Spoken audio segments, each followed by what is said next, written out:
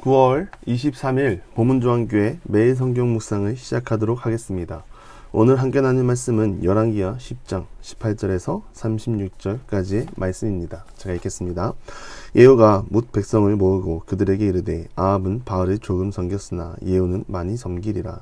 그러므로 내가 이제 큰 제사를 바알에게 드리고자 하노니 바알의 모든 선지자와 모든 섬기는 자와 모든 제사장들을 한 사람도 빠뜨리지 말고 불러 내게로 나오게 하라.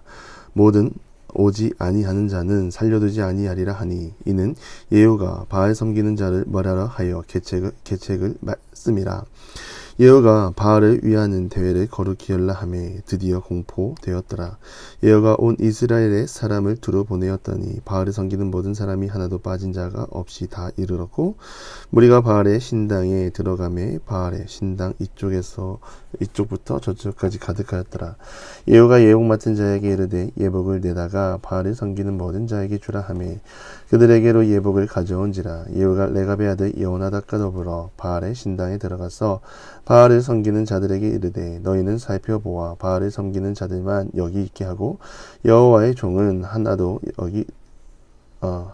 여기 너희 중에 있지 못하게 하라 하고 우리가 번제와 다른 제사를 드리려고 들어간 때에 예후가 80명을 밖에 두며 이르되 내가 너희 손에 넘겨주는 한 사람을 한 사람이라도 도망하게 하는 자는 자기의 생명으로 그 사람의 생명을 대신하리라 하니라. 번제 드리기를 다음에 예후가 호위병과 지휘관들에게 이르되 들어가서 한 사람도 나가지 못하게 하고 죽이라 하매 호위병과 지휘관들이 칼로 그들을 죽여 밖에 던지고 바알의 신당에 있는 성으로 가서 바알의 신당에서 목상들을 가져다가 불살하고 바알의 목상을 헐며 바알의 신당을 헐어서 변소를 만들었더니 오늘까지 이르니라. 예후가 이와 같이 이스라엘 중에서 바알을 멸하였으나 이스라엘에게 번제하게 한 느밧의 아들 여로보암의 죄 곧 베델과 단에 있는 금송아지를 섬기는 죄에서는 떠나지 아니하였더라. 여호와께서 예후에게 이르시되 내가 나 보기에 정직한 일을 행하되 잘 행하여 내 마음에 있는 대로 아합 집에 다 행하였은즉 내 자손이 이스라엘 왕위를 이어 사대를 지내리라 하시니라. 그러나 예후가 전심으로 이스라엘 하나님 여호와의 율법을 지켜 행하지 아니하며 여로보암이 이스라엘에게 범죄하게 한 그 죄에서 떠나지 아니하였더라. 이때에 여호와께서 이스라엘에서 땅을 잘라내기 시작하시매 하사엘이 이스라엘의 모든 영토에서 공격하되 요단 동쪽 길랏 온 땅 곧 갓 사람과 르우벤 사람과 므낫세 사람의 땅 아르논 골짜기에 있는 아로엘에서부터 길랏 바산까지 하였더라. 예후의 남은 사적과 행한 모든 일과 업적은 이스라엘 왕 역대지략에 기록되지 아니하였느냐. 예후가 그의 조상들과 함께 자매 사마리아에 장사되고 그의 아들 여호아하스가 그를 대신하여 왕이 되니라. 예후가 사마리아에서 이스라엘을 다스린 횟수는 28회이더라. 아멘. 하나님께서 예후에게 기름 부으신 목적은 오므리 왕조를 벌하기 위함입니다.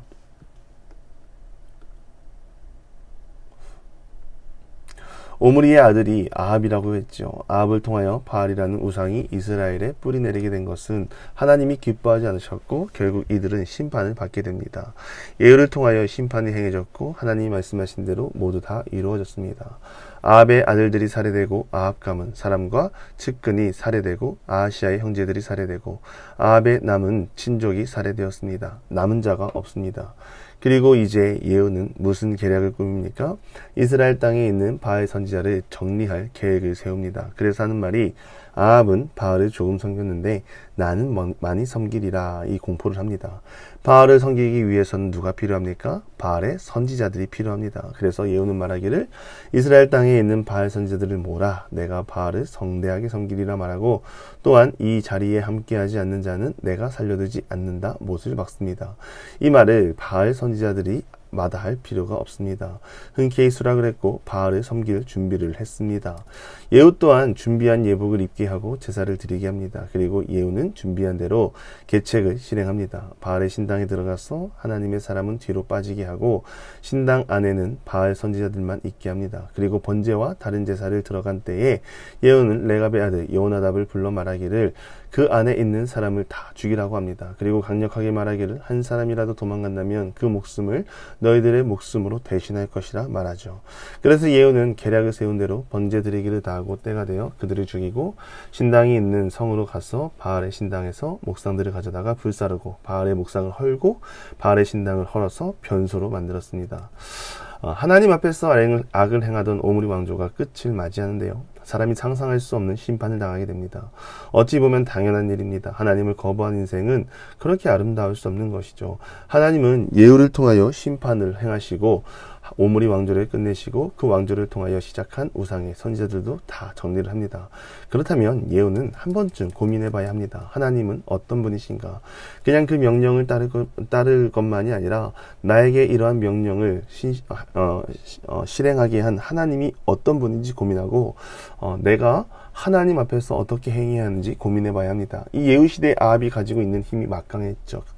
그러나 한순간에 하나님이 주신 권능으로 오므리 왕조를 박살냈고 하나님의 진노가 얼마나 무서운지를 봤습니다. 그런데 이 예후는 바알 신당은 정리를 했지만 이스라엘의 처음 시작 베델과 단 사이에 세워놓은 금송아지를 숭배했고 여전히 여로보암의 죄를 따라갔습니다.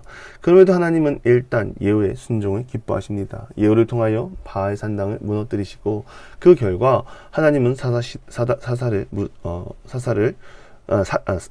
사대를 무사하고 평안하게 지켜주신다고 약속하셨습니다. 하나님은 순종하는 자에게 은혜를 베풀어 주시죠. 순종이 하나님께 드리는 최고의 제사입니다. 어찌 보면 절반의 개혁밖에 안 되지만 하나님은 그럼에도 절반의 개혁을 기뻐하시고 예후에게 은혜를 베풀어 주십니다. 그러나 그가 개혁을 했다고 해서 하나님께 영원한 보호를 받는 것은 아니죠. 다시 악한 길을 간다면 무너지는 삶을 살 수밖에 없습니다. 이것이 사람의 인생입니다. 그래서 우리는 스스로 자신을 볼 줄 알아야 합니다. 내가 가는 그 길은 하나님이 기뻐하시는 길인가? 우리는 늘 깨어있지 않는다면 내가 바른 길을 가고 있다고 착각할 수도 있죠. 그러나 바른 길은 내 기준이 아니라 하나님의 말씀이라는 것을 기억해야 합니다. 내가 보기에 하나님이 좋아하실 순종같이 보일지라도 우리는 하나님께 묻고 구하고 하나님의 인도를 받아야 합니다. 인도를 받는 방법은 하나님의 말씀과 기도가 같이 가야 하죠. 신앙생활에서 가장 중요한 것이 무엇입니까? 균형입니다. 신앙의 균형, 말씀의 균형, 교제의 균형, 기도의 균형, 이러한 것들이 한쪽으로 치우친다면 우리는 건강한 신앙생활을 할 수 없습니다. 건강한 신앙생활을 하지 못한다는 것은 내가 하나님 앞에 서 있지만 어긋난 길을 갈 수도 있다는 것을 말합니다. 우리가 그러한 길을 가면 되겠습니까?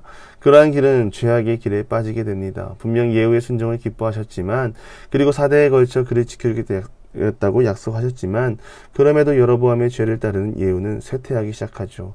하나님은 심판의 도구로 사용했을지라도 그 이후에 하나님의 사람으로 거듭나기 원하십니다. 당연히 쓰임받는 것은 없습니다. 열왕기하 10장 31절에 보면 그러나 예후가 전심으로 이스라엘 하나님 여호와의 율법을 지켜 행하지 아니하며 여로보암이 이스라엘에게 범죄하게 한 그 죄에서 떠나지 아니하였더라. 전심으로 이스라엘 하나님 여호와의 율법을 지키지 아니하였다. 앞에서 말씀드렸지만 하나님이 어떤 분인지 하나님은 자신을 드러내셨고 예후 왕조를 박살낼 기회를 주셨습니다. 이것만으로도 다른 우상이 아니라 다른 신상이 아니라 하나님이라는 답이 나와야죠. 하나님에 대해 찾아봐야 하고 궁금증을 가져야 하고 그가 역사를 되짚어봐야 합니다. 그러나 예후는 그렇게 하지 않았습니다. 구별되지 않았고 선조들의 죄악을 따랐습니다. 결국 이러한 모습이 하나님께 좋게 보이지 않았습니다. 하나님은 확실하시죠. 아무리 하나님의 뜻에 순종했다 하더라도 그 인생이 죄악의 길을 걷는다면 하나님은 징계를 내릴 수밖에 없습니다. 우리는 늘 하나님 말씀 앞에 믿음으로 반응하여 쇠락의 길을 걷지 아니하고 늘 소망의 길을 걷고 나아가는 모든 기도의 용사들이 되기를 주님의 이름으로 간절히 축원합니다. 기도하겠습니다. 하나님, 우리들의 삶 가운데 하나님을 알아가는 기쁨이 있게 하여 주옵소서. 그 알아감 속에 믿음이 더욱더 강해지게 하시고 세상이 말하는 질서가 아니라 하나님의 질서를 붙잡고 하나님의 뜻에 따라 행하는 주의 자녀로 세워 주시옵소서. 예수님의 이름으로 기도드리며 이제는 우리 구주 예수 그리스도의 은혜와 하나님의 극진하신 사랑하심과 성령의 감화감동 교통하심이 온전한 순종을 이루고 말씀과 기도로 깨어있어 끝까지 하나님을 향해 나아가기를 소망하는 사랑하는 부모님과 함께 모든 기도의 용사 위에 이제로부터 영원토록 함께 하시기를 간절히 축원하옵나이다. 아멘.